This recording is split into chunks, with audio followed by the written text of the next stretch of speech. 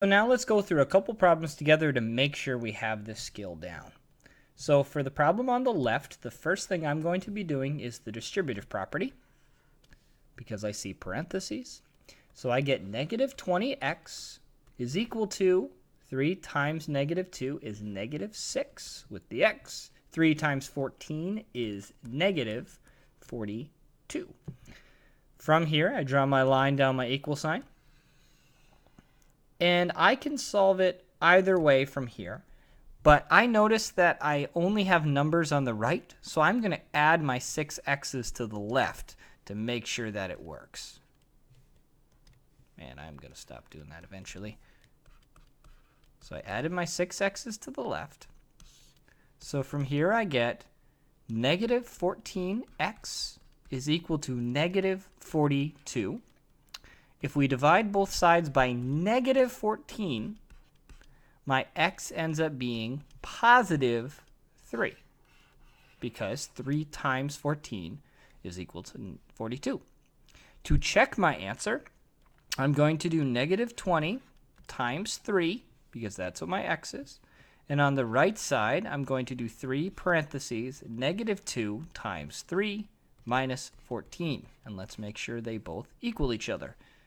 So negative 20 times 3 is negative 60. 3 times, got to do this first. Negative 6 minus 14, which is negative 20, makes negative 60. So we have a true statement, and that means it worked. So for the problem on the right, I'm going to do the exact same step that I did right here. And then I'm going to prove to you that if I moved my x's to the right, I still would have gotten the same answer. So the first step here is going to be exactly the same. We're going to do our distributive property, and we'll get negative 6x minus 42. Now, last time we moved the x's to the left. This time we're going to move the x's to the right, and we're still going to get the same thing. So I'm going to add 20x to both sides. And right here is the number one mistake that students miss. Negative 20x is 0 because there is nothing left on this side. So I get 14x minus 42. And now I just have an equation like I've been working with forever. So I'm going to add 42 to both sides. So I get 14x equals 42. Therefore, my x still equals 3, just in reverse, and we already checked our answer on the left side. So when we work through these problems, as long as you're showing every step of your work and you are following the algebraic properties, you can move your x's to either side. Let's do a couple more examples here to make sure we have it down. I'm going to cover this up just to make it a little bit easier. On the left problem, we have to do the double distributive property. And before we do that, I'm going to draw a line down the equal sign. So for the double distributive property, we get 6y plus 24, and we get negative 32y plus 24. Now we can move our x's either direction. I'm going to move my numbers to the right and my x's to the left on this problem, but you can do it either way. This equals 0, but I also notice that this equals 0. So something weird is going on in this problem. And some of you might have it figured out already. From this point, I'm going to add 32y. So I get 38y equals 0. Well, the only way for that to be true is y has to be 0, because 38 times 0 equals 0, and that's the only time where that could be true. We can still check our answer just like we did above. So 2 times 0 plus 8 is equal to negative 4 times 8 times 0 minus 6. Well, that's 0 plus 8, so we get 3 times 8. That's 0 minus 6, so we get negative 4 times negative 6. And these are both equal to positive 24 So my answer must be correct. Let's do one more. For this problem, we only have a single distributive property.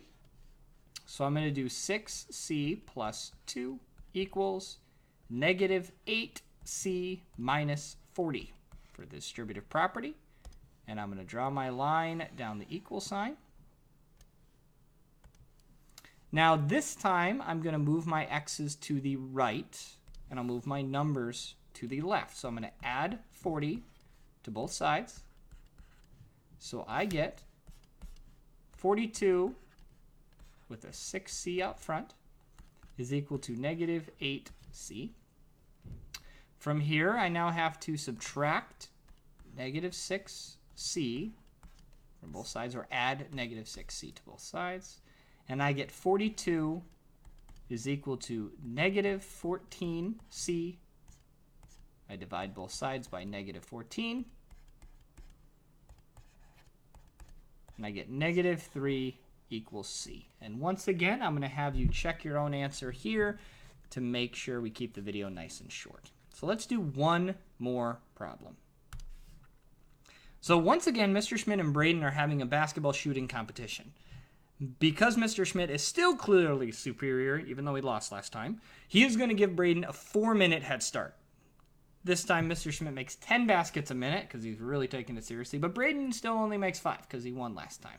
Who will make 40 baskets first? Once again, you can solve this problem without making equations. You could use guess and check, you could use tables, all of that works, but you're still using equation reasoning, so I would still count it as using linear equations. So let's once again set up the equation. We got Mr. Schmidt on the left, slightly more humble. We have Braden on the right. So for Mr. Schmidt, he's going to do 10. So we're going to do baskets equals 10 per minute this time. And we want 40 baskets. So his equation looks like this. Braden's, we want 40 baskets again.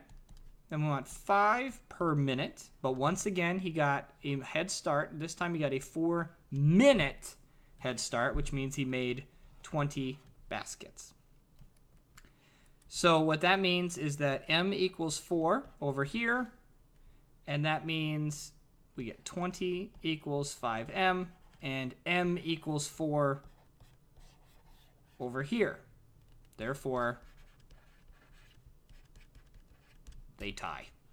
So because Mr. Schmidt gets the benefit of all tiebreakers, that means Mr. Schmidt actually won, because a tie always goes to the teacher. That's how it always works. So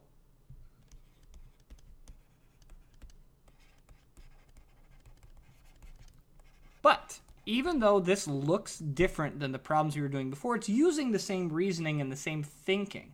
So remember, what you're doing when solving equations is trying to predict something from a set of information. That's all equation reasoning is.